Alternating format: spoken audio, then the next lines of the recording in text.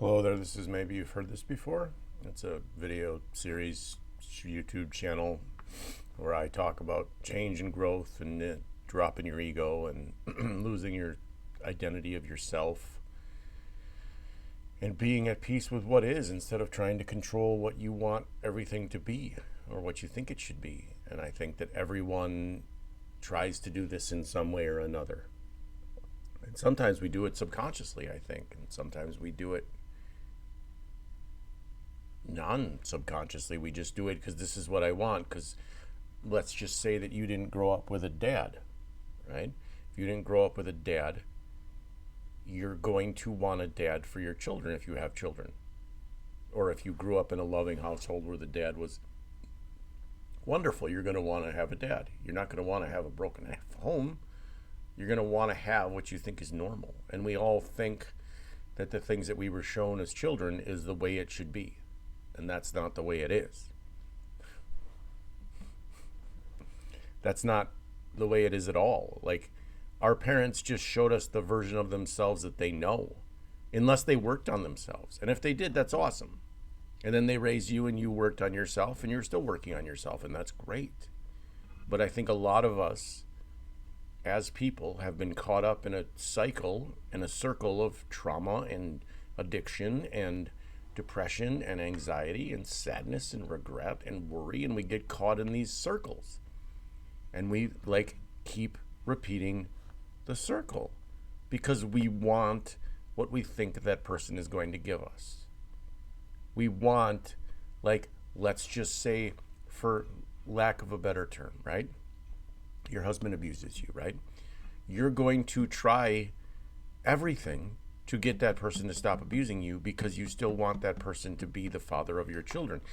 Even though they're not great at it, or they're assholes, or they treat your kids like shit, or whatever, you're not even noticing that stuff. You're looking at it as well, I'm going to do everything I can in this circle. Let's get your hand up there and go in a circle like that, like a circle. You got to, like a circle of insanity, I like to call it. But let's just say, okay, we start at the top, right? The top of the circle is where your husband's mad or your wife's mad. You go down the circle, try to fix them, try to make them happy. You go around, they're not happy again. Oh shit, we're back to where they're mad. We're back to where they're mad. And as your relationship goes on, you spend a majority of the time trying to make them happy. Well, I got to make my wife happy. Ruled. I got to make my wife happy. I got to make my kids happy, and all you're doing is fucking your kids up. All you're doing is messing up your kids and yourself, and you're just letting go of yourself, and you're just not capable of making someone else happy. It's not possible to make somebody other than yourself happy. Now, maybe having kids and a family makes you happy, but if you're with someone who is really shitty, that's not making you happy. That's making you insane. And it's making you doubt yourself, and it's making you doubt your ability to cope, and it's making you, and some people just want to stay in that relationship forever because this is what I want. But you can change your mind. You can change the way things are. You can change what you do. You can change all of those things. And yeah, it's really difficult. It is. It's really hard, but that's not real. It's only hard until you start doing it, right? Once you start doing it, it gets easier. It's like anything. Painting, playing lacrosse, running, mountain climbing. The first time will be incredibly hard. But 5 times later, it will be easier.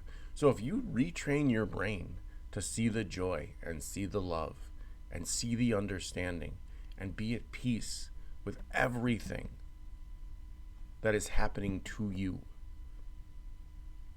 you will be able to make less emotional decisions and less reactionary decisions and less decisions based on fear and I'm scared. Yeah, you married an asshole. Man or woman, you married an asshole and now your kids are suffering. But you don't have to suffer. You don't have to keep suffering because your significant other is an angry fucking asshole. And that's a hard lesson that we have to learn. We have to learn that we are suffering for everyone else. And we are suffering because we want everybody else around us to be the way we want them to be, instead of being the way we want to be. So if you're the way you want to be and you're happy and at peace and loving of people, you will find more peace in your life, and you will have more peace, and you won't react and get upset about shit that doesn't matter. Because yeah, it's upsetting when your husband or wife is upset. It's upsetting when that person is screaming at you. But that's about them. And that has nothing to do with you. You are not the cause or solution for anybody else's shit. No one can do it. I can't do it. You can't help somebody that doesn't want help.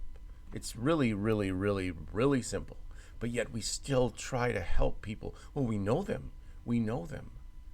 Look, I'm not saying if your friend's going to commit suicide, you don't try to help them. I'm saying that sometimes when your alcoholic friend is coming to you for the 5th time drunk out of their mind, you have to say, no, I can't help you. I can't do this for you anymore. I can't help you. I can't allow you to keep drinking your life away, dear, because it's killing me and the children. I can't allow you to I can't keep making life perfect for you because you're a whiny little baby who's a fucking 2-year-old who never learned how to grow up because your mommy babied you or something because she felt bad that your dad was an asshole. And now you find somebody else to do that for you. So you don't have to take care of yourself. And that's the actual problem with everything. Everybody wants to live in a fear state and be pissed off and be angry. And they don't want to fix themselves. They want everybody else to, well, that's your fault that I'm upset. It's your fault that I drank a 30-pack of Busch Light. It's your fault that I'm drunk all the time. It's your fault. No, buddy, it's your fault. We aren't responsible for ourselves. And that's the problem. We aren't responsible for the things that we are doing in our own lives, in our own brains, in our own egos. We want everybody externally to make us happy because that's what we have been taught, living in a commercial-driven, phone-based society. We have dopamine things in our pockets, for fuck's sake. You know, we run around and we're just like, well, this is going to make me happy. It's going to make me happy. No, it's not. It's not going to make you happy. It's not making you happy. It's actually destroying you. Watching YouTube shorts for 10 hours a day is not healthy. And everybody's got one, and everybody wants one, and everybody needs one, and everybody needs that dopamine of, well, I'm going to do this, or I'm going to do that, or I'm going to do whatever. Step back, take a minute, look at yourself. Figure out why you're upset. Figure out what you're mad about. Figure out what you're upset about. Figure it out.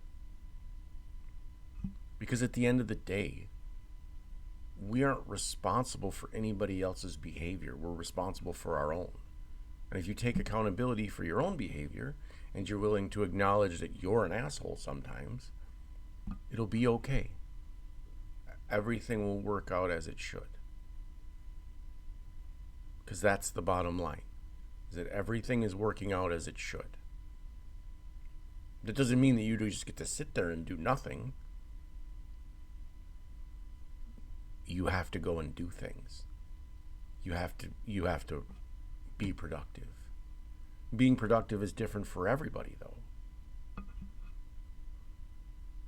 Thank you. Have a beautiful day.